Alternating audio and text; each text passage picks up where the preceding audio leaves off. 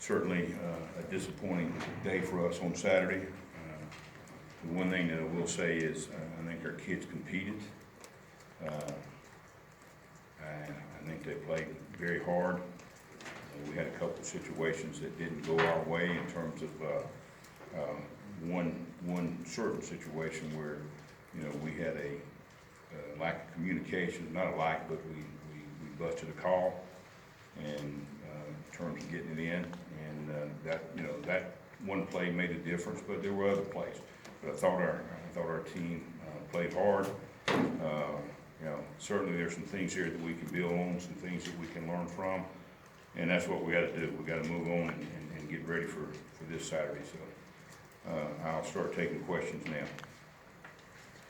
You're going to Mike, go ahead, Bob. Yeah, Chief, what's your take on Bo Nix, true freshman? He's had some, we're obviously really good plays, had some freshman mistakes, pretty rough game at Florida.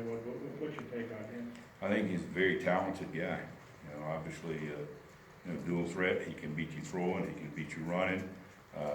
He's a guy that, you've got to account for in this offense, and their staff has done a good job preparing him to be ready to play in the SEC.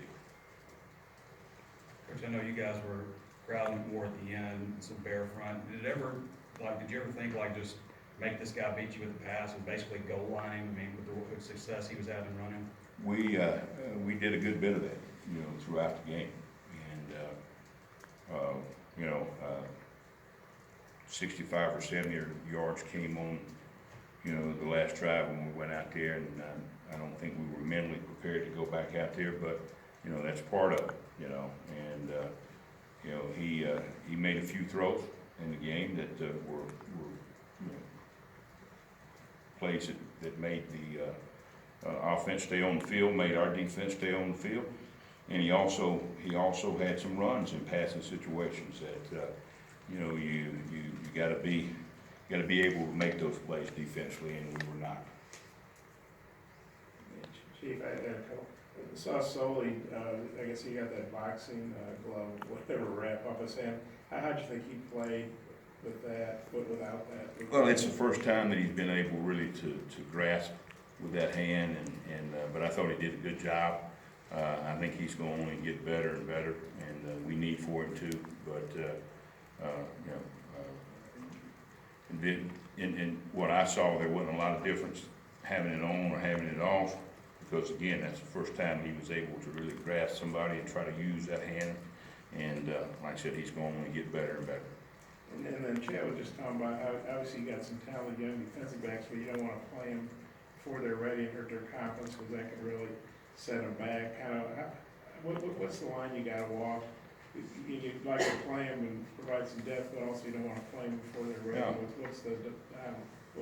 What's the deal there? Well, we're trying to get them ready, and we owe it to this team and each player to get them ready. And sure, coach is exactly right. I've seen guys that have been thrown out there, and I'll use this as an example. Last year we had threw a bumper pool out there before he was ready. He withstood the season that way. You see a much better player in bumper pool this year. At linebacker, you can get by with some of those mistakes, but when you're on the back end, mistakes usually cost touchdowns. And so you got to be careful. We need to continue to push the envelope. We're going to try to do that to try to get them ready. And we've got one or two guys we want to get in the game. And we were hoping that we'd be able to get them in this game. This game turned out being a different type game than we anticipated 3 weeks ago. And so we went with more experienced guys, and I think that was the right thing to do. With McClure moving on, leaving the team, who's the next man up for his role? Who's that now? Who's next up for his role? Who do you look to fill? Hayden Henry has been there, will be there. If we have to go to a 3 linebacker scheme, then Deion Edwards, Brent Morgan, who can play out there, Zach Zemos, who we got to get ready to play. We've been working and working and working. So, he's going to have to play to get better. So that's kind of where we are. We got 3 or 4 answers here. Coach, you mentioned Bumper Pool. He looked like he was just on, you know, another level on Saturday. He was playing very, very hard. Just your thoughts on him? Well, I think, you know, and, you know, probably played his best game to this point, and there's more to come.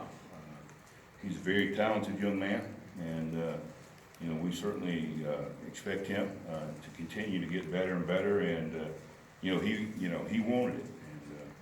And, he played that way. He played very passionate, made a lot of plays, and, you know, it would have been a lot better if we win the football game, but I was still excited for him to see him play as well as he did. When you're looking at a Gus Malzahn team, what are the things you prepare for? What do they want to do? Well, what they want to do, you know, they're going to go back and look at things that they've hurt you with before.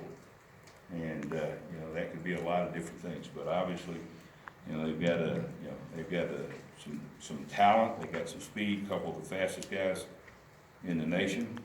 And, you know, you're going to see a bunch of deep balls. You're going to see, you know, speed sweeps. You're going to see reverses. You're going to see throwbacks. So you got to prepare for almost everything. You know, the screen game is a big part of what they do, and you know, like I said, you know, they intend to use those receivers that they have in terms of pushing the ball down the field, and then they're going to run the football. You know, they're going to run the inside zone. They're going to run the bluff zone. And when I'm talking about bluff zone, they're going to design runs for the quarterback, and that's going to be a part of his package. So you got to work on it all. Chief, you know, Whitlaw, I guess he's got over 500 rushing yards. He's out for